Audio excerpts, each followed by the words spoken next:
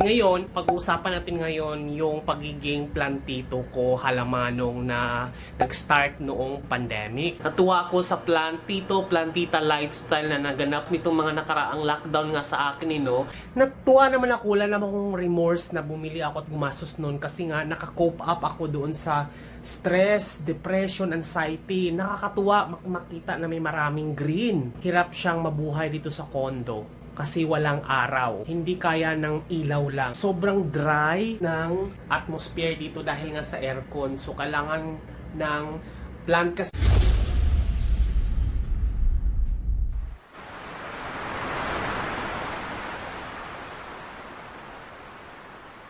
So ayun na nga guys. Good morning guys. Ito ngayong araw na ito ay mag-aayos tayo. Unplanned to talagang vlog na to kasi sabi ko mag-aayos ako. Ang hirap para pag may ginagawa ka tapos bibidyohan mo. Ay, hindi ko na masyadong na-vlog ang pangyayari. Pero ang ginawa ko ngayon ay pinakabit ko na yung electric fan dyan sa taas.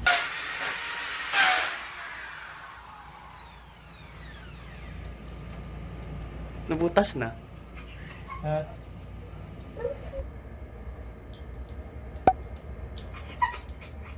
Ay, bumao na yan, Tom. Bumao. Suis ko, barang ingay mo. Papalo kita.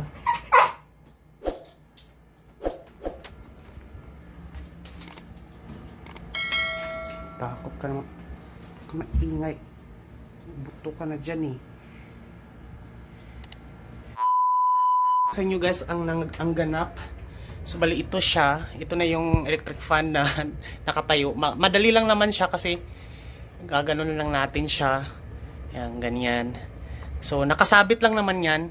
Parang naka-install lang yung ano doon, metal, pero nakasabit lang talaga siya.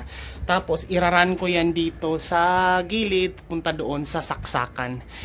And tatanggalin natin tong mga plants na to dahil ililipat natin yung ating air purifier air purifier yung ito yung pausok-usok ni Mayor na amoy Shangri-La. And then ito tatanggalin natin yung mga plants na yan. Ililipat ko tong lampshade na to dito sa gilid kasi magiging yun na yung kusina natin. Tapos itong Himalayan lamp ililipat ko siya doon para magiging dimmer light tayo kasi ito kasi kapag nagla-lampshade ako hindi siya effective sa akin dahil pag nagta-type ako umiilaw-ilaw to, nagre-reflect yung keyboard, hindi ko nababasa. Kaya pinapatay ko kapag nagtatrabaho ako ito. So which is it defeats the purpose na may lampshade tapos papatayin lang din naman. So lilipat ko siya dun sa kusina para magiging ilaw to kapag nagluluto ako. Then tatanggalin ko tong mga plants na to. Hanapan ko to ng pwesto or i-dispose ko na yung itong mga to.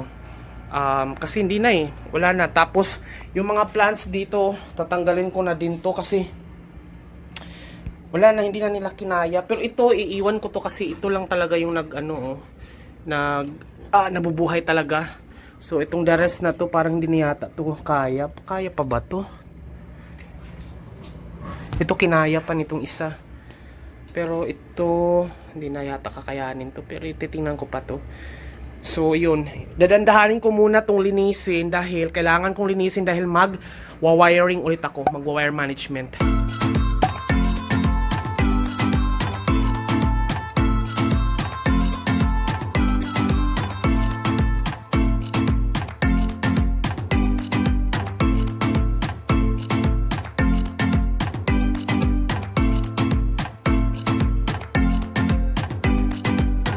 Grabe, disaster. Ang daming wire. Ayun yung TV. Disaster. Ayusin ko muna to. Grabe yung mga wirings. Ay, nako.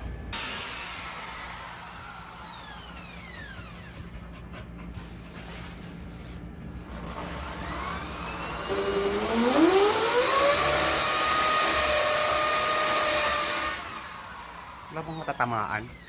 Pakita ko lang sa inyo kung gaano ka-disaster siya for the meantime. Yan. Pati yung mga wires sa likod and everything. So, medyo disaster pa siya, guys.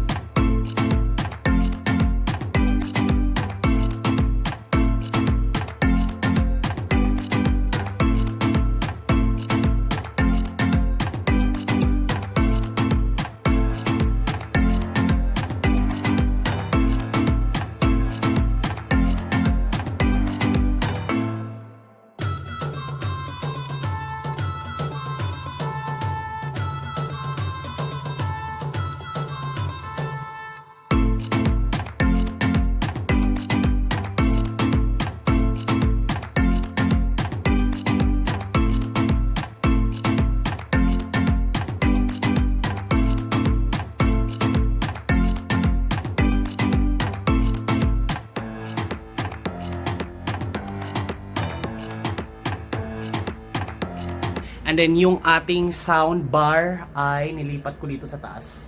So hindi na siya nakatago dito sa ilalim kasi pag nasa ilalim hindi gumagana yung remote dahil natatakpan ng ating monitor.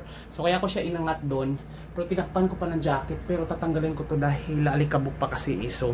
Ngayon maglilinis tayo ngayon buong araw. Hindi kami lumabas ni Escobar dahil maglilinis ako ngayon eh. So yung wiring niya, wire management dahil bago yung ating laptop na padala, tinanggal yung lumang CPU. So ang hirap kasi eh, nagdi-disassemble ako, nagdi-dismount ako ng mga wirings na nakakabit sa computer nung nakaraang 4 months ago nung pinalitan to ng company ng bagong laptop. So ang luma, dami pang wire. So nagkakagulo-gulo ulit yung mga wire management na ginagawa natin. Kaya sabi ko, ipa-fix ko na yung mga wires dyan. Tapos ayusin ko na lahat ng dapat ayusin yan para magiging malinis na siya. Tapos tatanggalin ko na yung mga plants. Plantita no more.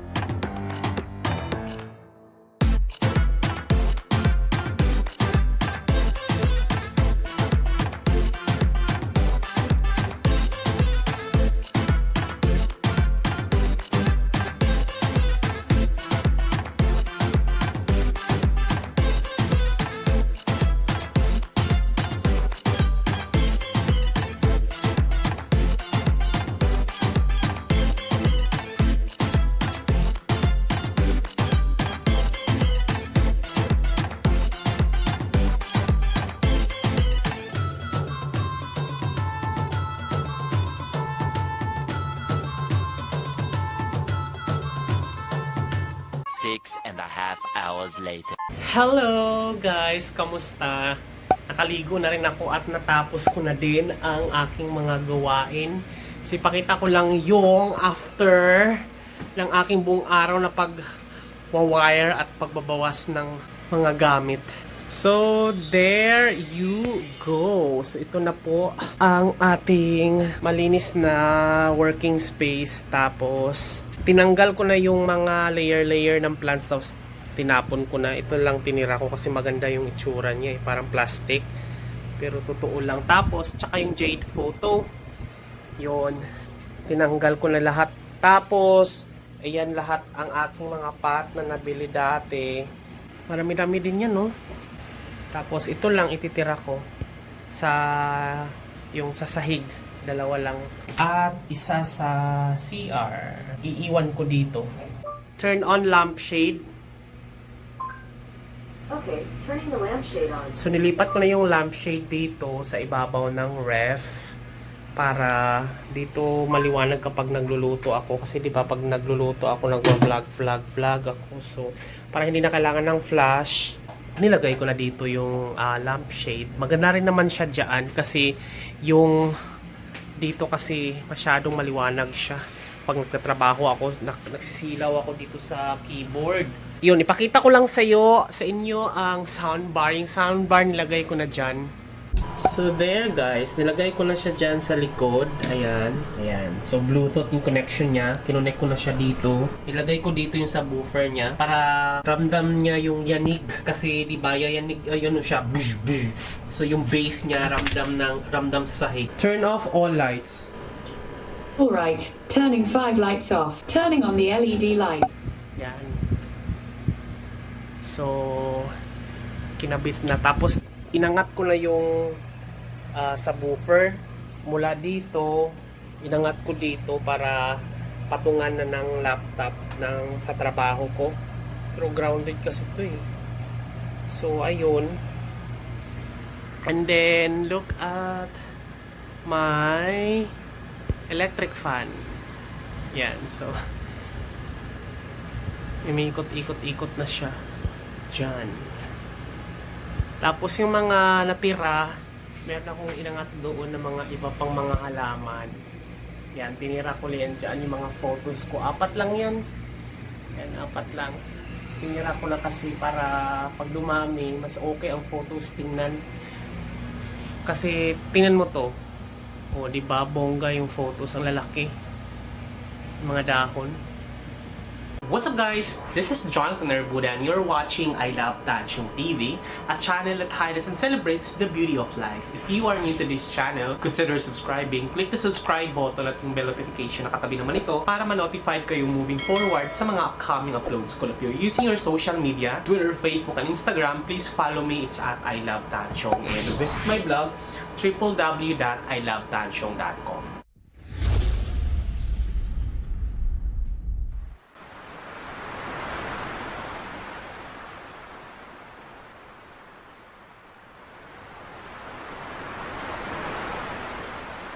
Another unboxing na naman po tayo dahil i-share ko po sa inyo ang newly purchased ko na 2,729 pesos na amount na soundbar at saka